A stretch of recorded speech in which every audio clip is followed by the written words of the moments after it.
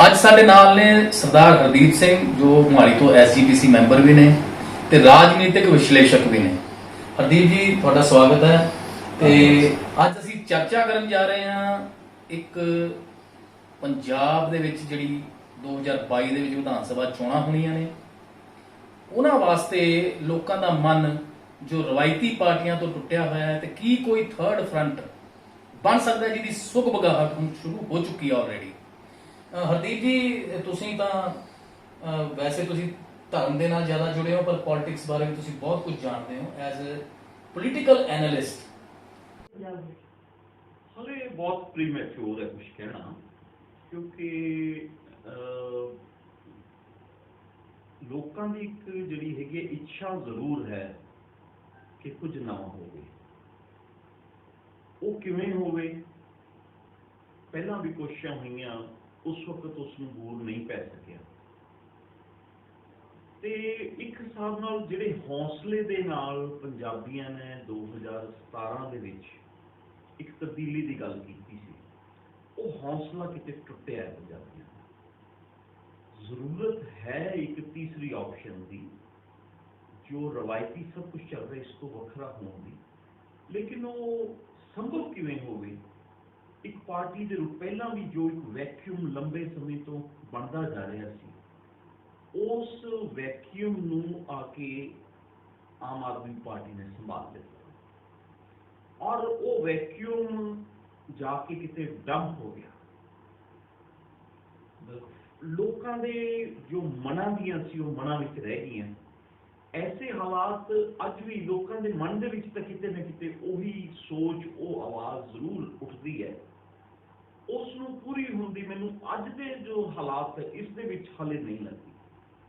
ਸੰਭਾਵਨਾਵਾਂ ਕੀ ਹੋ ਸਕਦੀਆਂ ਨੇ, ਇਹਦੀ ਗੱਲ ਕੀਤੀ ਜਾ ਸਕਦੀ। ਮੈਂ ਤੁਹਾਨੂੰ ਇਹੀ ਸਵਾਲ ਕਰਨਾ ਚਾਹੁੰਦਾ ਸੀ ਕਿ ਜਿਵੇਂ ਜਿਹੜੀਆਂ ਸੁਗ ਬਗਾਹਟਾਂ ਨੇ ਉਹਨਾਂ ਵਿੱਚੋਂ ਜਿਹੜੀ ਗੱਲ ਨਿਕਲਦੀ ਹੈ, ਇੱਕ ਤਾਂ ਜਿਹੜੇ ਕਾਂਗਰਸ ਦੇ ਮੰਤਰੀ ਰਹੇ ਨੇ ਨਵਜੋਤ ਸਿੰਘ ਸਿੱਧੂ, ਸੁਖਪਾਲ ਸਿੰਘ ਖਹਿਰਾ, ਭਗਵੰਤ ਸਿੰਘ ਮਾਨ, ਹੁਣ ਇਹ ਤੋਂ ਇਲਾਵਾ ਅਕਾਲੀ ਦਲ ਟਕਸਾਲੀ ਹੈ, ਬਹੁਜਨ ਸਮਾਜ ਪਾਰਟੀ ਹੈ, ਇੱਕ ਬੈਂਸ ਬ੍ਰਦਰਸ ਨੇ।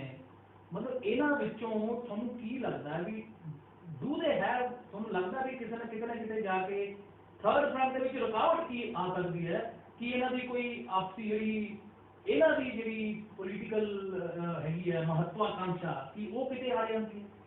ਨਹੀਂ, ਜਿਹੜੀ ਤੇ ਚੀਜ਼ ਹੈਗੀ ਹੈ ਕਿ ਜੋ ਅੱਜ ਦੇ ਪੋਲੀਟੀਕਲ ਸੀਨ ਦੇ ਵਿੱਚ ਲੋੜ ਹੈ, ਕਾਂਗਰਸ ਤੇ ਅਕਾਲੀ ਦਲ, ਇੱਕ ਨੈਸ਼ਨਲ ਪਾਰਟੀ, ਇੱਕ ਰੀਜਨਲ ਪਾਰਟੀ ਜਿਸ ਲੈਵਲ ਦੀਆਂ ਐਸਟੈਬਲਿਸ਼ ਨੇ, ਉਹੋ ਜਿਹਾ ਅਗਰ ਤੀਸਰਾ ਕੋਈ ਬਦਲ ਹੋ ਸਕੇਗਾ ਤੇ ਕੇਵਲ ਤਾਂ ਕੋਈ ਸੰਭਾਵਨਾ ਬਣਨੀ ਹੈ। ਉਹ ਕਿਵੇਂ ਹੋਈ? ਜੇ ਅਸੀਂ ਕਹੀਏ ਕਿ ਟਕਸਾਲੀ ਅਕਾਲੀ ਦਲ, ਬੈਂਸ ਬ੍ਰਦਰਸ, BSP, ਇਹ kind of tried and tested ਨੇ ਪੰਜਾਬੀਆਂ।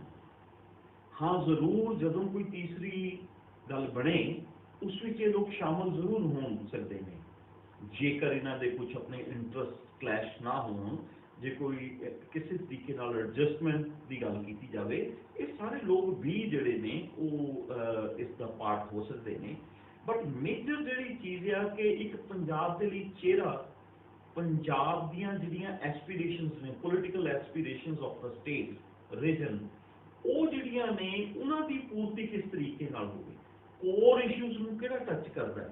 ਇਟ ਇਜ਼ ਨਾਟ ਜਸਟ ਵੀ ਇੱਕ ਗਿਆ, ਦੂਸਰਾ ਗਿਆ ਤੇ ਤੀਸਰਾ ਐਵੇਂ ਹੀ ਆ ਜਾਏਗਾ।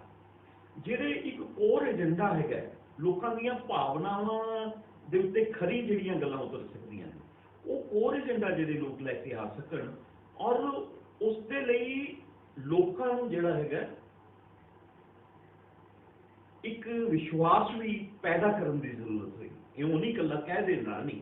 PPP ਵੀ ਆਈ ਪੰਜਾਬ ਦੇ ਵਿੱਚ ਜਾਂ ਹੋਰ ਵੀ ਆਈਆਂ, ਜਿਸ ਤਰੀਕੇ ਨਾਲ ਕੋਰ ਏਜੰਡਾ ਇੱਕ ਦਿੱਤਾ ਆਮ ਆਦਮੀ ਪਾਰਟੀ ਨੇ ਕਿਸੇ ਵੇਲੇ, ਲੇਕਿਨ ਫਿਰ ਜਦੋਂ ਵਿਸ਼ਵਾਸ ਕਿਤੇ ਖਿਲਰਨਾ ਸ਼ੁਰੂ ਹੋਇਆ ਅੰਦਰੋਂ ਹੀ ਜਾਂ ਚੋਣ ਤੋਂ ਪਹਿਲਾਂ ਹੀ, ਉਸਨੇ ਪੰਜਾਬੀਆਂ ਨੂੰ ਇੱਕਦਮ ਹਿਲਾ ਦਿੱਤਾ। ਉਹ ਫਿਰ ਗੱਲ ਉੱਥੇ ਦੀ ਉੱਥੇ ਆ ਗਈ। ਰਹੀ ਗੱਲ ਤੁਸੀਂ ਲੀਡਰਸ ਦੀ ਗੱਲ ਕਰਦੇ ਹੋ, ਲੀਡਰਸ ਬੇਸਿਕਲੀ ਜੋ ਚਿਹਰੇ ਨੇ ਜਿਨ੍ਹਾਂ ਦਾ ਤੁਸੀਂ ਜ਼ਿਕਰ ਕੀਤਾ ਹੈ, ਜੇ ਮੈਂ ਕਹਾਂ ਭਗਵੰਤ ਮਾਨ ਦੀ, ਤੇ ਭਗਵੰਤ ਮਾਨ ਇੱਕ ਆਰਟ ਫੀਲਡ ਦੇ ਵਿੱਚੋਂ ਇੱਕੋ ਦਮ ਉੱਭਰ ਕੇ ਉਭਾਰ ਕੇ ਲੈ ਆਂਦਾ ਗਿਆ। इस तरीके Celebrity, being celebrity ਉਹ ਇਸ ਤਰੀਕੇ ਦੀਆਂ ਸੰਭਾਵਨਾਵਾਂ ਕਦੇ ਵੀ ਕੋਈ ਵੀ ਬਣ ਸਕਦੀਆਂ ਨੇ। ਸੇਮ ਵੇ ਜੇ ਮੈਂ ਗੱਲ ਕਰਾਂ, ਸੁਖਪਾਲ ਸਿੰਘ ਖਹਿਰਾ ਇੱਕ ਸੀਜ਼ਨਡ ਪੋਲੀਟੀਸ਼ੀਅਨ ਸੀ। ਨਵਜੋਤ ਸਿੱਧੂ ਦੀ ਕਹਾਂ, ਉਹ ਵੀ ਇੱਕ ਕ੍ਰਿਕਟਰ ਤੋਂ ਇੱਕ ਫੀਲਡ ਦੇ ਆਪਣਾ ਸੈਲੀਬ੍ਰਿਟੀ ਹੋਣ ਦੇ ਨਾਤੇ ਆਇਆ, ਲੇਕਿਨ ਇੱਕ ਲੋਕਾਂ ਦੇ ਵਿੱਚ ਛਵੀ ਬਣਾਈ। ਪੋਲੀਟੀਕਲ ਪਾਰਟੀਆਂ ਜਿੱਦਾਂ ਅੱਜ ਵੇਖੀਏ ਕਿ ਐਕਟਰਸ ਨੂੰ, ਐਕਟਰੈਸਿਸ ਨੂੰ, ਉਹ ਅੱਧੀ ਪਾਰਲੀਮੈਂਟ ਤਾਂ ਉਹਨਾਂ ਦੇ ਨਾਲ ਭਰੀ ਪਈ ਹੈ। ਇਸੇ ਤਰੀਕੇ ਨਾਲ ਚੁੱਕ ਕੇ ਲਿਆਂਦੀ ਹੈ। ਪੰਜਾਬ ਦੇ ਵਿੱਚ ਵੀ ਇਸੇ ਤਰੀਕੇ ਤੁਸੀਂ ਦੇਖ ਸਕਦੇ ਹੋ ਕਿ ਸੈਲੀਬ੍ਰਿਟੀਜ਼ ਨੂੰ ਇਨਕੈਸ਼ ਕਰਦੀਆਂ ਨੇ ਪਾਰਟੀਆਂ। ਉੱਥੇ ਕੋਈ ਕੋਰ ਏਜੰਡੇ ਦੀ ਗੱਲ ਨਹੀਂ ਹੈ, ਉੱਥੇ ਪੰਜਾਬ ਦੀਆਂ ਇਸ਼ੂਜ਼ ਦੀ ਗੱਲ ਨਹੀਂ ਹੈ। ਇਸ ਤਰੀਕੇ ਨਾਲ ਲਿਆਂਦਾ ਗਿਆ। ਫਿਰ ਕਈ ਚੀਜ਼ਾਂ ਜਿਹੜੀਆਂ ਨੇ, ਇਹਦੇ 'ਚ ਕੋਈ ਦੋ ਰਾਇਆ ਨਹੀਂ ਕਿ ਨਵਜੋਤ ਸਿੱਧੂ ਦਾ ਇੱਕ ਨਾਮ ਐਕਸੈਪਟੇਬਲ ਲੀਡਰ ਦੇ ਤੌਰ ਤੇ ਔਰ ਕੋਈ ਪ੍ਰੋਬਲਮ ਨਹੀਂ ਉਹਦੇ ਉੱਤੇ, ਐਸੀਆਂ ਗੱਲਾਂ ਦੀ ਵਜ੍ਹਾ ਕਰਕੇ ਹੋ ਸਕਦਾ ਹੈ। ਔਰ ਜੇ ਮੈਂ ਕਹਾਂ ਕਿ ਇੱਕ ਢੰਗ ਦੇ ਨਾਲ ਕਰਤਾਰਪੁਰ ਸਾਹਿਬ ਕੋਰੀਡੋਰ ਦੇ ਨਾਂ ਦੇ ਉੱਤੇ ਉਸ ਨੂੰ ਐਲੀਵੇਟ ਕਰਨ ਦਾ ਯਤਨ ਵੀ ਹੋਇਆ, ਕਿਉਂਕਿ ਉਸ ਦੇ ਨਾਲ ਜਿਹੜੀ ਇੱਕ ਉਸਦੀ ਪ੍ਰੋ ਬੀਜੇਪੀ ਜਾਂ ਪ੍ਰੋ ਹਿੰਦੂਤਵ ਕਾਈਂਡ ਆਫ ਜਿਹੜੀ ਉਹਦੀ ਇੱਕ ਛਵੀ ਸੀ, ਉਸ ਨੂੰ ਧੋਣ ਦਾ ਯਤਨ ਵੀ ਹੋਇਆ। ਸੋ ਇਹ ਜਿਹੜੇ ਫੈਕਟਰਸ ਨੇ, ਇਹ ਸਾਰਿਆਂ ਦੇ ਵਿੱਚ ਵੇਖਣ ਦੀ ਗੱਲ ਆ ਕਿ ਨਵਜੋਤ ਸਿੱਧੂ ਖੁਦ ਕੀ ਮਤਲਬ ਆਪਣੇ ਆਪ ਨੂੰ ਕਿੱਥੇ ਫਿੱਟ ਸਮਝਦਾ ਹੈ। ਕਾਂਗਰਸ ਲੀਡਰਸ਼ਿਪ ਦੀ ਜੇ ਅਸੀਂ ਗੱਲ ਕਰੀਏ ਤੇ ਟੌਪ ਬ੍ਰਾਸ ਦੇ ਨਾਲ ਉਸਦੀ ਸਾਂਝ ਹੈ, ਗੱਲਬਾਤ ਹੈ, ਲੇਕਿਨ ਕੀ ਉਹ ਇੱਕ ਲੀਡਰ ਦੇ ਤੌਰ ਤੇ ਪੰਜਾਬ ਨੂੰ ਇਹ ਦੇਣਾ ਚਾਹਣਗੇ? ਕੀ ਐਕਸੈਪਟੇਬਿਲਿਟੀ ਬਣਦੀ ਹੋਏਗੀ? ਜੇਕਰ ਮੈਂ ਕਹਾਂ ਕਿ ਚੋਇਸ ਵਜੋਂ ਤੇ ਨਵਜੋਤ ਸਿੰਘ ਸਿੱਧੂ ਨੂੰ ਆਮ ਆਦਮੀ ਪਾਰਟੀ ਨਾਲੋਂ ਫਰਸਟ ਚੋਇਸ ਜਿਹੜੀ ਰਹੇਗੀ ਉਹ ਰਹੇਗੀ ਕਾਂਗਰਸ। ਜੇਕਰ ਕਾਂਗਰਸ ਲੀਡਰਸ਼ਿਪ ਉਸ ਨੂੰ ਐਜ਼ ਅ ਲੀਡਰ ਪੰਜਾਬ ਦੇ ਪ੍ਰੋਜੈਕਟ ਇਹ ਸੰਭਵ ਦਿਖਾਈ ਦਿੰਦਾ ਤਾਂ ਇਹ ਸੰਭਵ ਵੀ ਨਹੀਂ ਦਿਖਾਈ ਦਿੰਦਾ। ਤੇ ਕੈਪਟਨ ਸਾਹਿਬ ਦਾ ਪਹਿਲਾਂ ਕਹਿ ਹੀ ਦਿੱਤਾ ਹੋਵੇ ਮੈਂ ਸਾਰੇ ਜਵਾਨ ਆ ਗਿਆ। ਹਾਂ, ਮੈਂ ਸਮਝਦਾ ਕਿ ਇਹ ਮੌਕੇ ਤੇ ਚੋਣਾਂ ਦੇ ਮੌਕੇ ਤੇ ਗੱਲ ਹੁੰਦੀ ਹੈ ਕਿ ਜੇ ਕੈਪਟਨ ਸਾਹਿਬ ਨੇ ਕਹਿ ਦਿੱਤਾ ਕਿ ਵੀ ਮੇਰੀ ਇਹ ਲਾਸਟ ਇਲੈਕਸ਼ਨ ਹੈਗੀ ਹੈ ਤੇ ਮੈਨੂੰ ਸਪੋਰਟ ਕਰੋ, ਤੇ ਹੁਣ ਉਹਨਾਂ ਨੇ ਕਹਿ ਦਿੱਤਾ ਕਿ ਮੈਂ ਠੀਕ ਹੈ, ਮੈਂ ਆਮ ਆਲ ਫਿਟ ਤੇ ਮੈਂ ਪੋਲੀਟਿਕਸ ਦੇ ਵਿੱਚ ਹਾਂ। ਔਰ ਮੈਂ ਵੀ ਇਹੀ ਸਮਝਦਾ ਕਿ ਜਦੋਂ ਵੀ ਉਹ ਸਿਹਤ ਵਜੋਂ ਫਿਟ ਨੇ ਤੇ he will remain in politics. ਇਸ ਤਰੀਕੇ ਨਾਲ ਛੱਡ ਕੇ ਨਹੀਂ ਕਿਸੇ ਵਾਸਤੇ ਜਾਣ ਵਾਲੇ। ਤੇ ਨਵਜੋਤ ਸਿੱਧੂ ਦੀ ਪਰਸਨਲ ਜਿਹੜੀ ਚੋਇਸ ਹੈ, ਫਰਸਟ ਚੋਇਸ ਮੇਰੇ ਮੁਤਾਬਿਕ ਐਜ਼ ਮੈਂ ਇਸ ਨੂੰ ਦੇਖਾਂ ਐਜ਼ ਅ ਪੋਲੀਟੀਸ਼ੀਅਨ, ਅਗਰ ਉਹ ਸੋਚੇਗਾ ਤਾਂ ਉਸ ਲਈ ਉਹ ਕਾਂਗਰਸ ਹੋਏਗੀ ਆਪਸ਼ਨ। ਪਰ ਜੇ ਉੱਥੇ ਉਸ ਨੂੰ ਐਜ਼ ਸੁਪਰੀਮ ਲੀਡਰ ਪੰਜਾਬ ਵਿੱਚ ਨਹੀਂ ਭੇਜਿਆ ਜਾਂਦਾ, then he can think of some other option। ਤੇ ਦੂਜੀ ਆਪਸ਼ਨ ਫਿਰ ਜਿੱਦਾਂ ਆਮ ਆਦਮੀ ਪਾਰਟੀ ਦੀ ਸਟਿਲ ਦਿਸਦੀ ਹੈ। ਤੇ ਮੈਂ ਇਹ ਸਮਝਦਾ ਕਿ ਜੇਕਰ ਪੰਜਾਬ ਦੇ ਵਿੱਚ ਨਵਜੋਤ ਸਿੱਧੂ ਜਾਂ ਕਿਸੇ ਨੂੰ ਵੀ ਇੱਕ ਐਜ਼ ਅ ਲੀਡਰ ਨਵੀਂ ਪ੍ਰੋਜੈਕਸ਼ਨ ਦੇ ਦਿੱਤੀ ਜਾਂਦੀ ਹੈ, ਜੇ ਪਿਛਲੀਆਂ ਕਮੀਆਂ ਪੇਸ਼ੀਆਂ ਹੋਣਗੀਆਂ ਵੀ ਉਹਨਾਂ ਦੇ ਉੱਤੇ ਪਰਦਾ ਪੈ ਕੇ ਦੁਬਾਰਾ ਜਿਹੜਾ ਹੈ ਕਾਂਗਰਸ ਨੂੰ ਚਾਂਸ ਵੀ ਮਿਲ ਸਕਦਾ ਹੈ। ਨਹੀਂ, ਜੇ ਤੁਸੀਂ ਆਮ ਆਦਮੀ ਪਾਰਟੀ ਦੀ ਗੱਲ ਕਰਦੇ ਹੋ ਤੇ ਭਗਵੰਤ ਮਾਨ ਉਹ ਕੀ ਗੱਲ ਉੱਥੇ ਕੀ ਕਲੈਸ਼ਿਸ ਨਹੀਂ ਹੋਣਗੇ? ਇਹ ਦੇਖੋ, ਮੈਂ ਸਮਝਦਾ ਕਿ ਕਿਹੜੀ ਪਾਰਟੀ ਵਿੱਚ ਨਹੀਂ ਹੈ। ਜੇ ਕਾਂਗਰਸ ਚ ਮੌਜੂਦਾ ਟਾਈਮ ਅੱਜ ਕਹਿ ਲਈਏ ਤੇ ਕਾਂਗਰਸ ਚ ਮੌਜੂਦਾ ਟਾਈਮ ਸਰਦਾਰ ਬਾਜਵਾ ਜਾਂ ਜੇ ਵੀ ਕਿਸੇ ਵੇਲੇ ਬੀਬੀ ਭੱਠਲ ਦੀ ਗੱਲ ਕਰ ਲਈਏ, ਅੱਜ ਜੇ ਕਹਿ ਲਈਏ ਕਿ ਪ੍ਰੈਜ਼ੈਂਟ ਪੰਜਾਬ ਦੀ ਲੀਡਰਸ਼ਿਪ ਦੇ ਬਾਰੇ ਸਵਾਲ ਜਵਾਬ ਉਹ ਉੱਭਰ ਰਹੇ ਨੇ। ਇਹ ਹੁੰਦਾ ਅਕਾਲੀ ਦਲ ਵੀ ਇਦਾਂ ਹੀ ਹੁੰਦਾ ਹੈ ਲੰਬੇ ਸਮੇਂ ਤੋਂ। ਕਿਸੇ ਵੇਲੇ ਟੌੜਾ ਸਾਹਿਬ, ਬਾਦਲ ਸਾਹਿਬ ਦੀ ਇਹਨਾਂ ਦੀਆਂ ਗੱਲਾਂ ਨੇ, ਤੇ ਜਾਂ ਜੇ ਵਿੱਚੋਂ ਕਹਿ ਲਈਏ ਸਰਦਾਰ ਸੁਖਬੀਰ ਸਿੰਘ ਬਾਦਲ ਆਏ ਤੇ ਬ੍ਰਹਮਪੁਰਾ ਹੋਰਾਂ ਦੀਆਂ ਟੀਮ ਸਾਹਿਬਾਂ ਦੀਆਂ, ਇਹ ਜਿਹੜੀਆਂ ਇਹ ਲੀਡਰਸ਼ਿਪ ਦੇ ਵਿੱਚ ਜਿਹੜੀ ਹੈਗੀ ਹੈ ਆਪਣੇ ਆਪ ਨੂੰ ਉਭਾਰਨ ਦੀ ਗੱਲ, ਇਹ ਲਗਾਤਾਰ ਚੱਲਦੀ ਹੁੰਦੀ। ਸੇਮ ਵੇ ਆਮ ਆਦਮੀ ਪਾਰਟੀ ਅੱਜ ਕੋਈ ਨਵੀਂ ਗੱਲ ਨਹੀਂ ਆਣੀ। ਪਹਿਲਾਂ ਜੇ ਆਮ ਆਦਮੀ ਪਾਰਟੀ ਭਗਵੰਤ ਮਾਨ ਸੀਗੇ ਤੇ ਦੂਜੇ ਪਾਸੇ ਜੇਕਰ ਆਪਣਾ ਸਰਦਾਰ ਗੁਰਪ੍ਰੀਤ ਘੁੱਗੀ ਉਹ ਸੀਗੇ, ਜਾਂ ਇਸ ਤਰੀਕੇ ਸਰਦਾਰ ਖਹਿਰਾ ਸੀਗੇ, ਸੇਮ ਵੇ ਜੇ ਅਮਨ ਅਰੋੜਾ ਦੀ ਗੱਲ ਕਰ ਲਈਏ, ਇਹ ਸਾਰਿਆਂ ਦੀ ਹੀ ਲਗਾਤਾਰ ਕੋਸ਼ਿਸ਼ ਰਹੀ ਹੈ ਕਿ ਕਿਸੇ ਤਰੀਕੇ ਨਾਲ ਐਲੀਵੇਟ ਹੋ ਕੇ ਵੈਕਿਊਮ ਹੈ, ਉਹ ਨਵੀਂ ਪਾਰਟੀ ਹੈ, ਨਵੀਂ ਲੀਡਰਸ਼ਿਪ ਇਵਾਲਵ ਹੋਣੀ ਹੈ। ਲਾਈਕ ਹੁਣ ਜਿਸ ਦਿਨ ਸਰਦਾਰ ਹਰਪਾਲ ਸਿੰਘ ਚੀਮਾ ਆਏ ਉਸ ਦਿਨ ਮੈਨੂੰ ਬਿਲਕੁਲ ਲੱਗਦਾ ਸੀ ਕਿ ਕਿਹੜਾ ਚਿਹਰਾ ਨਵਾਂ ਚਿਹਰਾ ਬਿਲਕੁਲ ਹੈ, ਲੇਕਿਨ ਇਹ ਤਾਂ ਪਾਰਟੀਆਂ ਦੇ ਹੱਥ ਵਿੱਚ ਹੈ ਜਾਂ ਹੋਰ ਵੱਡੀਆਂ ਤਾਕਤਾਂ ਦੇ ਵਿੱਚ ਹੱਥ ਵਿੱਚ ਹੁੰਦਾ ਹੈ ਕਿ ਉਹ ਕਿਸ ਨੂੰ ਲੀਡਰ ਐਲੀਵੇਟ ਕਰਕੇ ਲਿਆਉਂਦੇ ਨੇ, ਪ੍ਰੋਜੈਕਟ ਕਰਦੇ ਨੇ, ਮੇਨਟੇਨ ਕਰਦੇ ਨੇ ਤੇ ਐਕਸੈਪਟੇਬਲ ਬਣਾਉਂਦੇ। 2017 ਦੀਆਂ ਜਦੋਂ ਚੋਣਾਂ ਹੋਈਆਂ ਉਹ ਤੋਂ ਪਹਿਲਾਂ ਨਵਜੋਤ ਸਿੰਘ ਸਿੱਧੂ ਉਹਨਾਂ ਦੀ ਤਾਂ ਬੜੀ ਵੱਡੀ ਗੱਲ ਹੋਈ ਸੀ, ਕਈ ਮੀਟਿੰਗਾਂ ਉਹਨਾਂ ਦੀਆਂ ਦੱਸੀਆਂ ਗਈਆਂ ਆਮ ਆਦਮੀ ਪਾਰਟੀ ਨਾਲ, he was coming to Aam Aadmi party, then there was a clash of interest.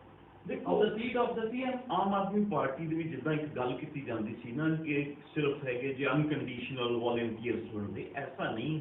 ਸਾਰੇ ਹੀ ਜਿਤਨੇ ਲੋਕ ਉਹਨਾਂ ਕੋਲ ਗਏ ਨੇ ਉਹ ਸਾਰੇ ਪਹਿਲਾਂ ਸੈਟਲਮੈਂਟ ਹੋ ਕੇ ਕਿੱਥੇ ਰੱਖਿਆ ਜਾਣਾ ਇਹ ਸਮਝ ਕੇ ਤੇ ਫੇਰ ਹੀ ਗਏ ਨੇ। ਤੇ ਉਹ ਤੋਂ ਬਾਅਦ ਜਿਹੜੇ ਆਮ ਵੋਲੰਟੀਅਰਸ ਨੇ ਉਹਨਾਂ ਨੂੰ ਜ਼ਰੂਰ ਇਹ ਭੁਲੇਖਾ ਰਿਹਾ ਹੈ ਕਿ ਵੀ ਜੀ ਠੀਕ ਹੈ ਵੀ ਸ਼ਾਇਦ ਅਸੀਂ ਵੀ ਲੀਡਰ ਉੱਭਰ ਕੇ ਆ ਸਕਦੇ ਹਾਂ, ਸ਼ਾਇਦ ਸਾਨੂੰ ਵੀ ਸਾਡੇ ਕੰਮ ਦੇ ਬੇਸ ਤੇ ਪਾਰਟੀ ਲੀਡਰ ਉਭਾਰ ਕੇ ਲਿਆ ਸਕਦੀ ਹੈ। ਨਹੀਂ, ਐਸਾ ਜਸਟ 5-10% ਹੋਇਆ ਕਰਦਾ ਹੈ। ਬਾਕੀ ਸਭ ਉਹਨਾਂ ਨੇ ਜਿਹੜੇ ਨੇ ਨਵੇਂ ਚਿਹਰੇ, ਥੋੜੇ ਪੋਜ਼ਿਟਿਵ ਦਿੱਖ ਵਾਲੇ ਚਿਹਰੇ ਇਸ ਤਰੀਕੇ ਦੇ ਪੰਜਾਬ ਵਿੱਚ ਇਕੱਤਰ ਕਰਨ ਦੀ ਕੋਸ਼ਿਸ਼ ਕੀਤੀ ਹੈ। ਜਿਹੜੀ ਰਹੇਗੀ ਨਵਜੋਤ ਸਿੱਧੂ ਜਾਂ ਐਸੀ ਇਸ ਲੈਵਲ ਦੇ ਹੋਰ ਲੋਕਾਂ ਦੀ ਗੱਲਬਾਤ ਜਿਹੜੀ ਹੋਈ ਹੈ ਉਸ ਦੇ ਵਿੱਚ ਜ਼ਰੂਰ ਪਹਿਲਾਂ ਤੋਂ ਹੀ ਇਹ ਸੀ ਕਿ ਵੀ ਉਹਨਾਂ ਨੂੰ ਕਿੱਥੇ ਰੱਖਿਆ ਜਾ ਰਿਹਾ। ਜਦੋਂ ਤੱਕ ਇਹਦੀ ਸੈਟਲਮੈਂਟ ਨਹੀਂ ਹੁੰਦੀ ਉਦੋਂ ਤੱਕ ਉਹ ਲੋਕ ਨਹੀਂ ਜੁਆਇਨ ਕੀਤੇ। ਸੇਮ ਵੇ ਜੇ ਮੈਂ ਗੱਲ ਕਹਾਂ ਕਿ ਜਿੱਦਾਂ ਬੈਂਸ ਬ੍ਰਦਰਸ ਨੇ, ਬੈਂਸ ਬ੍ਰਦਰਸ ਨੇ ਜੇ ਉਹਨਾਂ ਨੇ ਸਾਂਝ ਕੀਤੀ ਤੇ ਉਹ ਕਿਸ ਤਰੀਕੇ ਦੀ ਸਾਂਝ ਹੈ, ਕੀ ਲੈਣ ਦੇਣ ਹੋ ਸਕਦਾ, ਕਿਵੇਂ ਇੱਕ ਦੂਜੇ ਦਾ ਸਾਥ ਦਿੱਤਾ ਜਾ ਸਕਦਾ ਹੈ। ਜਿਹੜੀ ਪਾਰਟੀ ਦਿੱਲੀ ਵਿੱਚ ਕਹਿੰਦੀ ਰਹੀ, ਜਿਹੜੀ ਪਾਰਟੀ ਪੰਜਾਬ ਵਿੱਚ ਕਹਿੰਦੀ ਰਹੀ ਕਿ ਅਸੀਂ ਜਿਹੜਾ ਹੈ ਇੰਡੀਪੈਂਡੈਂਟ ਲੜਨਾ ਸੀ, ਕਿਸੇ ਨਾਲ ਵੀ ਜਿਹੜਾ ਅਲਾਇੰਸ ਨਹੀਂ ਕਰਨਾ, ਉਹਨਾਂ ਨੇ ਇੱਕ ਜ਼ਿਲ੍ਹੇ ਦੇ ਵਿੱਚ ਇੱਕ ਜਿਹੜੀ ਧਿਰ ਮਜ਼ਬੂਤ ਸੀ ਪੋਲੀਟੀਕਲੀ, ਬੈਂਸ ਬ੍ਰਦਰਸ, ਉਹਨਾਂ ਨਾਲ ਅਲਾਇੰਸ ਕੀਤਾ, ਉਹ ਆਪਣੇ ਸਿੰਬਲ ਤੇ ਲੜੇ। ਸੋ ਦ ਥਿੰਗ ਇਜ਼ ਇਸ ਤਰ੍ਹਾਂ ਦੀਆਂ ਜਿਹੜੀਆਂ ਚੀਜ਼ਾਂ ਨੇ ਇਹ ਲਗਾਤਾਰ ਹੁੰਦੀਆਂ ਰਹਿੰਦੀਆਂ ਨੇ। ਅੱਜ ਥੋੜਾ ਜਿਹਾ ਮੇਰੇ ਖਿਆਲ ਕਾਹਲੀ ਹੋਏਗੀ ਵੀ ਆਪਾਂ ਕੁਛ ਕਹੀਏ ਕਿ 2022 ਦੇ ਵਿੱਚ ਕਿਸ ਤਰ੍ਹਾਂ ਦਾ। ਯੈਸ, ਲੋਕਾਂ ਦੀ ਮੰਗ ਹੈ, ਲੋਕਾਂ ਦੀ ਲੋੜ ਹੈ ਕਿ ਕੋਈ ਤੀਸਰਾ ਬਦਲ ਬਣ ਕੇ ਆਵੇ, ਕਿਉਂਕਿ ਜਿਸ ਤਰੀਕੇ ਦੀਆਂ ਜੋ ਪੰਜਾਬ ਦੀਆਂ ਆਸਾਂ ਨੇ ਉਸ ਦੇ ਉੱਤੇ 100% ਹੈ ਕਿ ਮੌਜੂਦਾ ਪਾਰਟੀਆਂ ਧਿਰਾਂ ਜਿਹੜੀਆਂ ਨੇ, ਭਾਵੇਂ ਆਪੋਜੀਸ਼ਨ ਤੇ ਭਾਵੇਂ ਕਾਂਗਰਸ ਜਾਂ ਭਾਵੇਂ ਅਕਾਲੀ ਦਲ, ਇਹ ਜਿਹੜੀਆਂ ਨੇ ਹਲੇ ਤੱਕ ਜਿਹੜੀਆਂ ਨੇ ਲੋਕਾਂ ਦੀ ਆਸਾਂ ਤੇ ਖਰੀਆਂ ਨਹੀਂ ਉਤਰ ਰਹੀਆਂ। ਜਿਹੜਾ ਅਕਾਲੀ ਦਲ ਦੇ ਜੋ ਹਾਲਾਤ ਅੱਜ ਵੀ ਵੇਖ ਕੇ ਤੁਹਾਨੂੰ ਕੀ ਲੱਗਦਾ ਹੈ ਕਿ ਅਕਾਲੀ ਦਲ ਆਉਣ ਵਾਲੇ ਸਮੇਂ ਦੇ ਵਿੱਚ ਕੀ ਦੁਬਾਰਾ ਪੁੰਗਰ ਸਕਦਾ, ਆਪਣੀ ਪੋਜੀਸ਼ਨ ਹਾਸਲ ਕਰ ਸਕਦਾ, ਜਾਂ ਥਰਡ ਫਰੰਟ ਇਹ ਤੋਂ ਫਿਰ ਜਿੱਦਾਂ ਹੁਣ ਪਿਛਲੀ ਇਲੈਕਸ਼ਨ ਦੇ ਵਿੱਚ ਇਹ ਤੀਜੇ ਨੰਬਰ ਤੇ ਰਹਿ ਗਏ, ਤੇ ਕੀ ਤੀਜਾ ਫਰੰਟ ਕੋਈ ਇਹੋ ਜਿਹਾ ਮਜ਼ਬੂਤ ਆ ਸਕਦਾ ਹੈ ਜਿਹੜਾ ਇਹਨਾਂ ਨੂੰ ਵੀ ਢਾਹ ਲਾਏਗਾ ਪੂਰੀ ਤੇ ਕਾਂਗਰਸ ਨੂੰ ਵੀ ਲਾਏਗਾ? ਦੇਖੋ, ਜੇਕਰ ਤੀਜੀ ਆਪਸ਼ਨ ਨਹੀਂ ਹੁੰਦੀ ਤੇ ਫਿਰ ਅਕਾਲੀ ਦਲ ਦੀ ਵਿਨ-ਵਿਨ ਸਿਚੁਏਸ਼ਨ ਹੈ। ਉਹ ਕਿਵੇਂ? ਉਹ ਇਸ ਤਰ੍ਹਾਂ ਹੈ ਕਿ ਅਕਾਲੀ ਦਲ ਨੇ ਨੀਵੇਂ, ਕਿਉਂਕਿ ਉਹਨਾਂ ਕੋਲ ਇੱਕ ਆਰਗੇਨਾਈਜੇਸ਼ਨਲ ਸਟਰਕਚਰ ਹੈਗਾ, ਕੋਈ ਐਸਟੈਬਲਿਸ਼ ਪਾਰਟੀ ਹੈ, ਉਹ ਇੱਕ ਆਰਾਮ ਗਿਆ ਰਾਮ ਵਾਂਗ ਨਹੀਂ ਹੈ, ਇੱਕ ਮਜ਼ਬੂਤ ਧਿਰ ਹੈਗੀ ਹੈ। ਇਸ ਕਰਕੇ ਇਨ absence of sum solid opposition ਜਾਂ ਥਰਡ ਆਪਸ਼ਨ, ਉਹਦਾ ਬੈਨੀਫਿਟ ਜੇ ਕਾਂਗਰਸ ਕਿਸੇ ਪੱਧਰ ਤੇ ਕਮਜ਼ੋਰ ਹੁੰਦੀ ਹੈ, ਬੜੀਆਂ ਮੌਜੂਦਾ ਸਰਕਾਰਾਂ ਨੂੰ ਭਾਵੇਂ ਕੇਂਦਰ ਹੈ ਭਾਵੇਂ ਪੰਜਾਬ ਸਰਕਾਰ ਹੈ, ਉਹਨਾਂ ਨੂੰ ਕੋਵਿਡ ਦਾ ਫਾਇਦਾ ਵੀ ਮਿਲਣਾ ਹੈ ਕਿ ਇਸ ਦੌਰਾਨ ਜਿਹੜੀਆਂ ਪਿਛਲੀਆਂ ਨਾਕਾਮੀਆਂ ਨੇ ਉਹ ਲੁਕ ਜਾਣੀਆਂ ਨੇ, ਐਸੀਆਂ ਗੱਲਾਂ ਆਉਣੀਆਂ ਨੇ। ਤੇ ਜੇਕਰ ਉਹ ਚੀਜ਼ਾਂ ਪ੍ਰੈਜ਼ੈਂਟ ਸਰਕਾਰਾਂ ਦੀਆਂ ਲੋਕਾਂ ਨੂੰ ਯਾਦ ਰਹੀਆਂ ਤੇ ਫਿਰ ਉਹਨਾਂ ਨੇ ਦੇਖਣਾ ਕਿ ਸੈਕੰਡ ਆਪਸ਼ਨ ਕੀ ਹੈ। ਦੂਜੀ ਮੈਂ ਇੱਕ ਗੱਲ ਕਹਾਂ, ਜਿੱਦਾਂ 2017 ਦੇ ਵਿੱਚ ਅਕਾਲੀ ਦਲ ਦੀ ਆਪੋਜੀਸ਼ਨ ਰਹੀ ਹੈ, ਉਸ ਤੋਂ ਵੱਧ ਆਪੋਜੀਸ਼ਨ ਤੇ ਸ਼ਾਇਦ ਨਾ ਪਹਿਲਾਂ ਰਹੀ ਹੈ ਕਦੇ ਤੇ ਨਾ ਹੁਣ ਅੱਗੇ ਸੰਭਾਵਨਾ ਹਲੇ ਦਿਸ ਰਹੀ ਹੈ। ਪਰ ਇਹਦੇ ਵਿੱਚ ਦੋ ਰਾਇਆਂ ਨਹੀਂ ਹੈਗੀਆਂ ਕਿ ਅਕਾਲੀ ਦਲ ਦੇ ਬਾਰੇ ਜਿਹੜੀ ਇੱਕ ਖਾਸ ਤੌਰ ਤੇ ਪੰਥਕ ਸੋਚ ਰੱਖਣ ਵਾਲੇ ਪੰਜਾਬੀਆਂ ਦੀ ਜਿਹੜੀ ਸਿੱਖ ਸੀਗੇ, ਉਹਨਾਂ ਦੀ ਜਿਹੜੀ ਇੱਕ ਮਨ ਦੇ ਵਿੱਚ ਉਹਨਾਂ ਦੇ ਪ੍ਰਤੀ ਜਿਹੜਾ ਇੱਕ ਰੋਹ ਤੇ ਕਾਈਂਡ ਆਫ ਨਫ਼ਰਤ ਪੈਦਾ ਹੋਈ ਸੀ, ਉਹ ਹਾਲੇ ਤੱਕ ਕੋਈ ਤਬਦੀਲ ਨਹੀਂ ਹੋਈ। ਪਰ ਮੈਨੂੰ ਇਹ ਲੱਗਦਾ ਕਿ ਅਕਾਲੀ ਦਲ ਇਟਸੈਲਫ ਜਿਹੜਾ ਹੈਗਾ ਉਹ ਹੁਣ ਪੰਥਕ ਵੋਟ ਬੈਂਕ ਤੇ ਬਹੁਤਾ ਡਿਪੈਂਡ ਨਹੀਂ ਕਰ ਰਿਹਾ। ਉਹ ਵੀ ਇੱਕ ਆਮ ਧਿਰਾਂ ਦੇ ਵਾਂਗ ਹੀ ਉਹਨਾਂ ਨੇ ਦੇਖਿਆ ਕਿ ਗਿਣਤੀ ਮਿਣਤੀ ਤੇ ਰਿਲੀਜਨ, ਕਾਸਟ, ਕਲਾਸ ਦੇ ਬੇਸ ਦੇ ਉੱਤੇ ਕਿਹੜੇ ਲੋਕ ਹੈਗੇ ਨੇ, ਤੇ ਉਸ ਕਿਸਮ ਦੀਆਂ ਪਾਲਿਸੀਜ਼ ਅੱਜ ਦੀਆਂ ਨਹੀਂ, ਜਿੱਦਣ ਦੀ ਪੰਜਾਬੀ ਪਾਰਟੀ ਬਣਾਈ ਉਦੋਂ ਤੋਂ ਲਗਾਤਾਰ ਲੈ ਕੇ ਚੱਲਦੇ ਆ। ਸੋ ਇਹਦੇ ਵਿੱਚ ਕੀ ਹੈ ਕਿ ਮੀਨਸ ਦੇ ਨੋ ਵਟ ਦਾ ਪੋਲਿਟਿਕਸ ਇਜ਼। ਸਾਨੂੰ ਤਾਂ ਕਈ ਵਾਰੀ ਹੈ ਨਾ, ਨਵੀਂ ਧਿਰਾਂ ਨੇ ਖਿਆਲ ਜਿਹੜੇ ਨੇ ਉਹ ਜ਼ਰੂਰ ਹੁੰਦੇ ਨੇ ਕਿ ਇਹ ਇਉਂ ਨਹੀਂ ਉਹ ਹੋ ਜਾਵੇ, ਪਰ ਜਿਹੜੀਆਂ ਪ੍ਰੈਕਟੀਕਲ ਰਿਕੁਆਇਰਮੈਂਟਸ ਹੁੰਦੀਆਂ ਨੇ, ਜਿਹੜੇ ਆਸਪੈਕਟਸ ਚਾਹੀਦੇ ਨੇ, ਜਿਹੜੇ ਇੱਕ ਕਹਿ ਲਈਏ ਕਿ ਵੀ ਕਾਮਯਾਬੀ ਵਾਸਤੇ ਜਿਹੜੇ ਚੀਜ਼ਾਂ ਚਾਹੀਦੀਆਂ ਨੇ, ਉਹ ਹੋਰਾਂ ਧਿਰਾਂ ਕੋਲ ਜੇ ਹੋਣਗੀਆਂ ਤਾਂ ਪੋਸੀਬਲ। ਦਿੱਲੀ ਵਿੱਚ ਇਲੈਕਸ਼ਨ ਦੇ ਵਿੱਚ ਭਾਰਤੀ ਜਨਤਾ ਪਾਰਟੀ ਨੇ ਅਕਾਲੀ ਦਲ ਦੀ ਕੋਈ ਪੇਸ਼ ਨਹੀਂ ਜਾਣ ਦਿੱਤੀ।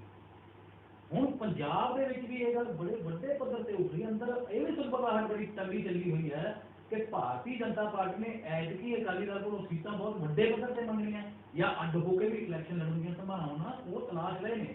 ਇਹਨਾਂ ਹਾਲਾਤਾਂ ਵਿੱਚ ਅਕਾਲੀ ਦਲ ਕੀ ਭਾਜਪਾ ਹੀ ਤਾਂ ਨਹੀਂ ਕਿਤੇ ਥਰਡ ਫਰੰਟ ਬਣਾਉਣ ਦੇ ਚੱਕਰ ਦੇਖੋ ਇਹ ਗੱਲ ਸਮਝਣ ਵਾਲੀ ਹੈ, ਔਰ ਮੈਂ ਇਹ ਅਕਾਲੀ ਨੂੰ ਜਿਹੜਾ ਹੈਗਾ, ਜਿੱਥੋਂ ਤੱਕ ਮੇਰੀ ਪਹੁੰਚ ਸੀ, ਇਹ ਮੈਂ ਪਹਿਲਾਂ ਕਹਿੰਦਾ ਵੀ ਆਇਆ, ਉਹ ਇਹੋ ਸੀ ਕਿ ਜਿਹੜਾ ਇੱਕ ਇਹਨਾਂ ਕੋਲ ਬੋਨਸ ਵੋਟ ਬੈਂਕ ਸੀ, ਪੰਥਕ ਵੋਟ ਬੈਂਕ, ਉਹ ਇਹਨਾਂ ਨੇ ਲਗਾਤਾਰ ਆਪਣਾ ਗਵਾ ਲਿਆ। ਬਿਲਕੁਲ ਉਹ ਜਿਸ ਏਜੰਡੇ ਦੀ ਵਜ੍ਹਾ ਕਰਕੇ, ਜਿਨ੍ਹਾਂ ਚੀਜ਼ਾਂ ਦੀ ਵਜ੍ਹਾ ਕਰਕੇ ਗਵਾਚਿਆ, ਉਹਦੇ ਪਿੱਛੇ ਬੀਜੇਪੀ ਦੇ ਨਾਲ ਸਾਂਝ ਜ਼ਿੰਮੇਵਾਰ ਹੈ।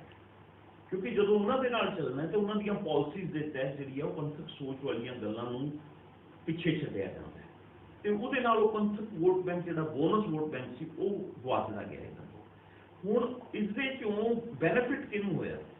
ਬੀਜੇਪੀ ਜਿਹਦਾ ਬੇਸ ਹੀ ਨਹੀਂ ਸੀ ਪੰਜਾਬ ਦੇ ਵਿੱਚ, ਉਹ ਅੱਜ ਦੇਖੋ ਵੱਖਰੀ ਇਲੈਕਸ਼ਨ ਲੜਨ ਦੀ ਗੱਲ ਕਰਦੀ ਹੈ। ਉਹ ਅੱਜ ਹੀ ਨਹੀਂ, ਇਹ ਤੇ ਮੈਂ ਅੱਜ ਕਹਾਂ ਕਿ ਲਾਈਕ 7-8 ਸਾਲ ਤੋਂ ਬਿਹਾਰ ਇਲੈਕਸ਼ਨ ਤੋਂ ਬਾਅਦ, ਜੇਕਰ ਉਸ ਦੇ ਵਿੱਚ ਪਿਛਲੀ ਬਿਹਾਰ ਇਲੈਕਸ਼ਨ ਜੇ ਉਸ ਵਕਤ ਬੀਜੇਪੀ ਉੱਥੇ ਜਿੱਤੇ ਆਉਂਦੀ ਤੇ ਪੰਜਾਬ ਦੇ ਵਿੱਚ ਅੱਜ ਤੋਂ 7-8 ਸਾਲ ਪਹਿਲਾਂ ਤਿਆਰੀ ਸੀ ਕਿ ਵੱਖਰੇ ਤੌਰ ਤੇ ਆਪਣਾ ਸੈਟਅਪ ਕੀਤਾ ਜਾਏ। ਉਦੋਂ ਉਹਨਾਂ ਨੇ ਪੰਜਾਬ 'ਚ ਬੰਦੇ ਛਾਂਟਣੇ ਸ਼ੁਰੂ ਕਰਤੇ ਸੀ। ਉਦੋਂ ਉਹਨਾਂ ਨੇ ਜਿਹੜੇ ਨੇ ਬੜੇ ਸੋਹਣੇ ਸਰੂਪ ਵਾਲੇ ਸਿੱਖ ਵੀ ਆਪਣੇ ਨਾਲ ਰਲਾ ਦਿੱਤੇ, ਬੜਾ ਕੁਝ ਹੋਇਆ, ਉਹ ਸਭ ਕੁਝ ਤਿਆਰੀਆਂ ਸੀਗੀਆਂ।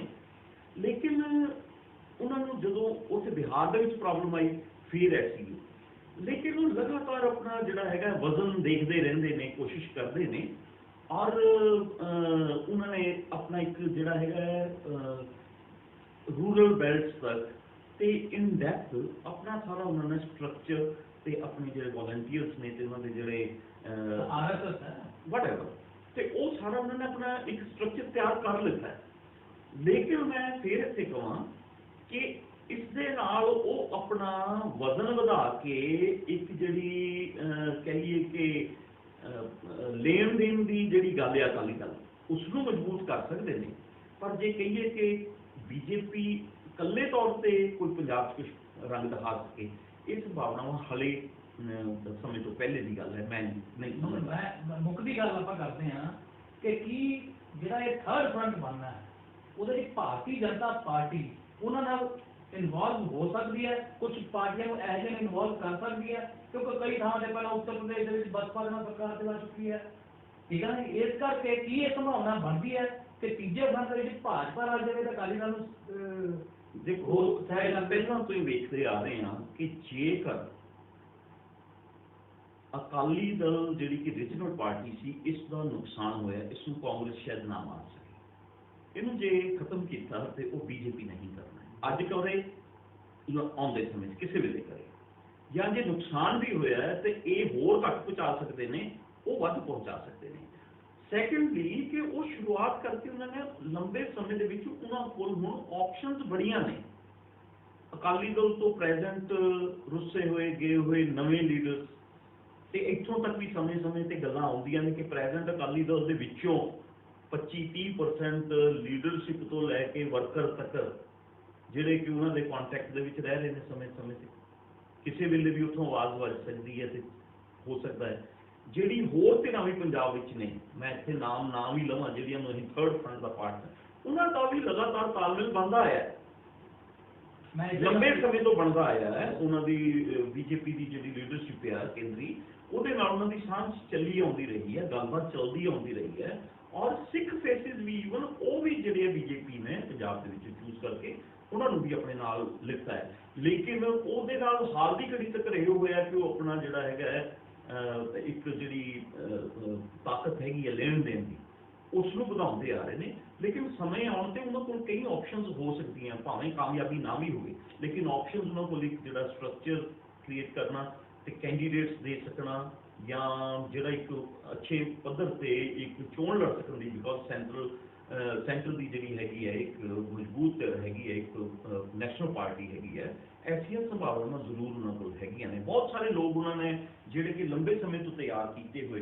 ਤੇ ਉਹਨਾਂ ਨੂੰ ਬਿਠਾ ਕੇ ਰੱਖਿਆ ਹੋਇਆ, ਤੇ ਸਮਾਂ ਆਉਣ ਤੇ ਜਿੱਦਾਂ ਉਹ ਉਠਾ ਕੇ ਲਿਆਂਦਾ ਜਾ ਸਕਦਾ ਉਹਨਾਂ ਵੱਲੋਂ, ਐਸੀਆਂ ਸੰਭਾਵਨਾਵਾਂ ਜ਼ਰੂਰ ਨੇ। ਔਰ ਇਹ ਵੀ ਹੋ ਸਕਦਾ ਹੈ ਕਿ ਬੀਜੇਪੀ ਅਕਾਲੀ ਦਲ ਨਾਲ ਵੀ ਜਿੱਦਾਂ ਪ੍ਰੈਜ਼ੈਂਟ ਹੈ ਕਿ 25-30 ਸੀਟਾਂ ਇੱਥੇ ਲੈ ਕੇ ਇੱਦਾਂ ਹੀ ਚੱਲਦੀ ਰਹੇ, ਤੇ at the same time regional party ਨੂੰ ਕਮਜ਼ੋਰ ਕਰਨ ਦੇ ਲਈ ਕਮਜ਼ੋਰ ਕਰਨ ਲਈ ਹੋਰਾਂ ਧਿਰਾਂ ਦੇ ਨਾਲ ਜਿਹੜਾ ਹੈਗਾ ਉਹਨਾਂ ਨੂੰ ਵੀ ਨਾਲ ਦੀ ਨਾਲ ਪ੍ਰੋਜੈਕਟ ਕਰਦੀ ਰਹੇ, ਇਹ ਵੀ ਸੰਭਾਵਨਾਵਾਂ ਨੇ। ਕਿਉਂਕਿ ਬੀਜੇਪੀ ਦਾ ਵੀ ਇੱਕ ਹਿਸਟਰੀ ਰਹੀ ਹੈ ਕਿ ਉਹਨਾਂ ਨੇ ਰੀਜਨ ਵਾਈਜ਼ ਕਿਤੇ ਜਿਹੜਾ ਹੈਗਾ ਇੱਕ ਵਾਰ ਮੈਕਸਿਮਮ 2 ਵਾਰ ਕਿਸੇ ਵੀ ਰੀਜਨਲ ਪਾਰਟੀ ਦੇ ਨਾਲ ਜਿਹੜਾ ਹੈਗਾ ਉਹਨਾਂ ਨੇ ਸਾਂਝ ਕਰਕੇ ਇਲੈਕਸ਼ਨ ਲੜੀ ਹੈ। ਬਾਕੀ ਅਦਰਵਾਈਜ਼ ਉਹ ਨੈਕਸਟ ਇਲੈਕਸ਼ਨ ਜਾਂ ਤੀਸਰੀ ਇਲੈਕਸ਼ਨ ਤੱਕ ਆਪਣੀ ਧਿਰ ਦੇ ਤੌਰ ਤੇ ਬੀਜੇਪੀ ਦੇ ਤੌਰ ਤੇ ਉਸ ਸਟੇਟ ਦੇ ਵਿੱਚ ਜਾ ਕੇ ਰੀਜਨ ਦੇ ਵਿੱਚ ਇਲੈਕਸ਼ਨ ਲੜਦੇ ਰਹੇ ਨੇ। ਅਕਾਲੀ ਦਲ ਦੇ ਨਾਲ ਜਾਂ ਪੰਜਾਬ ਦੇ ਨਾਲ ਜਿਹੜਾ ਸੰਬੰਧ ਹੈ, ਕਿਉਂਕਿ ਇਹ ਇੱਕ ਮਿਨੋਰਿਟੀ ਸਿੱਖ ਕਮਿਊਨਿਟੀ ਨਾਲ ਸੰਬੰਧਿਤ ਹੈ ਔਰ ਉਹਨਾਂ ਦਾ ਪਰਪਸ ਵੀ ਇਹੋ ਹੈ ਕਿ ਡੇ ਬਾਈ ਡੇ ਅਕਾਲੀ ਦਲ ਨੂੰ ਪੰਥਕ ਪੱਖ ਤੋਂ ਕਮਜ਼ੋਰ ਕੀਤਾ ਜਾਵੇ, ਸੋ ਦੈਟ ਇੱਕ ਨਾਰਮਲ ਕਾਈਂਡ ਆਫ ਜਿਹੜੀ ਇਹ ਰੀਜਨਲ ਇਸ਼ੂ ਹੋਵੇ, ਰੀਜਨਲ ਮੁੱਦੇ ਹੋਣ, ਲੋਕਾਂ ਦੇ ਸਮਾਜਿਕ ਸਰੋਕਾਰ ਇਕੱਲੇ ਹੋਣ ਤੇ ਜਿਹਦੇ ਵਿੱਚ ਜਿਹੜਾ ਆਮ ਪਾਰਟੀਆਂ ਵਾਂਗ ਬੀਜੇਪੀ ਵੀ ਐਕਸੈਪਟੇਬਲ ਨਹੀਂ ਹੋ ਸਕੇ। ਸੋ ਦੇ ਆਰ ਵਰਕਿੰਗ ਐਂਡ ਮੈਨੂੰ ਲੱਗਦਾ ਹੈ ਕਿ ਵੀ ਉਹ ਆਪਣੇ ਥਾਂ ਦੇ ਉੱਤੇ ਕਿਤੇ ਨਾ ਕਿਤੇ ਕਾਮਯਾਬ ਹੋਣਗੇ। ਕਾਂਗਰਸ ਪਾਰਟੀ ਤੁਸੀਂ ਹੁਣੇ ਕਹਿ ਰਹੇ ਸੀ ਵੀ ਹੋ ਸਕਦਾ ਹੈ ਵੀ ਜਿਹੜਾ ਇਹ ਕੋਵਿਡ ਚੱਲਿਆ, ਕੋਵਿਡ ਕਰਕੇ ਹੋ ਸਕਦਾ ਵੀ ਇਹਨਾਂ ਦੀਆਂ ਜਿਹੜੀਆਂ ਕਮੀਆਂ ਨੇ ਲੁਕ ਚੁੱਕੀਆਂ। What do you think? ਹੁਣ ਦੇਖੋ ਕਾਂਗਰਸ ਦੇ ਟਾਈਮ ਤਾਂ ਹੁਣ ਨਿਬੜਦਾ ਜਾ ਰਿਹਾ, ਇਲੈਕਸ਼ਨ ਤਾਂ ਹੁਣ ਬਹੁਤ ਨੇੜੇ ਆ ਗਈ ਹੈ, 4 ਮਹੀਨੇ ਬਾਅਦ ਤਾਂ ਉਹ ਤਾਂ ਉਹਦਾ ਬਿਊਰੋਕ੍ਰੇਸੀ ਵੀ ਆਪਣੇ ਹੱਥ ਨੂੰ ਖਿੱਚਣਾ ਸ਼ੁਰੂ ਕਰਦੇ, ਜਿਵੇਂ ਕਿ ਆਮ ਤੌਰ ਤੇ ਪਿਛਲੀਆਂ ਸਰਕਾਰਾਂ ਦੇ ਸਮੇਂ ਹੁੰਦਾ ਹੈ। ਤੇ ਕਾਂਗਰਸ ਦੀ ਤੁਹਾਨੂੰ ਕੀ ਲੱਗਦਾ ਵੀ what will be the position of Congress? ਦੇਖੋ ਜੀ, ਇਹਨਾਂ ਨੂੰ ਕੋਈ ਲੀਡਰਸ਼ਿਪ ਚੇਂਜ ਕਰਨ ਦੀ ਲੋੜ ਪਏਗੀ ਜਾਂ ਲੀਡਰਸ਼ਿਪ ਸੇਮ ਰਹੇਗੀ, ਜਾਂ ਮਤਲਬ ਕੀ ਇਹਨਾਂ ਦਾ ਭਵਿੱਖ ਕੀ ਰਹੇਗਾ ਆਉਣ ਵਾਲੀਆਂ ਚੋਣਾਂ ਦੇ? ਅਕਾਲੀ ਦਲ ਇੱਕ ਮਜ਼ਬੂਤ ਧਿਰ ਹੈ, ਆਪੋਜੀਸ਼ਨ ਹੈ ਔਰ ਆਪਾਂ ਜਿੱਦਾਂ ਪਹਿਲਾਂ ਗੱਲ ਕਰ ਰਹੇ ਸੀ ਕਿ ਪਿਛਲੀ ਚੋਣ ਦੇ ਵਿੱਚ ਵੀ ਇਹਨਾਂ ਦੀ ਵੋਟ ਪਰਸੈਂਟੇਜ ਹੈ ਉਹ ਬਹੁਤ ਜ਼ਿਆਦਾ ਨੀਚੇ ਨਹੀਂ ਗਈ।